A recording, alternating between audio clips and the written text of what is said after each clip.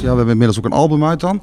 Maar hoeveel singles? Ik denk 11, 12 singles. Johan, ik durf het echt niet. We zijn echt de tel kwijt. Toekomstplan, wij blijven gewoon lekker gezellig muziek maken. Zolang de mensen het leuk vinden. En vooral, dat vind ik het belangrijkste van allemaal. Zolang wij het zelf heel leuk vinden. En nu hebben we enorm veel lol met elkaar, Johan. En de optredens krijgen telkens hele leuke, goede responsen. We worden overal uitgenodigd, alle tv-zenders. In de bus dan zegt ze altijd van, als ik het interview doe, jullie zijn het gewoon altijd met mij eens. Want anders dan pleur ik jullie zo de band uit. Dus. Maar zo hoort het gewoon, of niet dan? Ik ben toch het middelpunt. Voornamelijk inderdaad veel plezier maken, mensen entertainen, daar gaan we voor. Ze moeten het gewoon vertellen, nu op tv. Ja, ik weet niet of jullie daarop zitten te wachten, maar er was inderdaad een fan.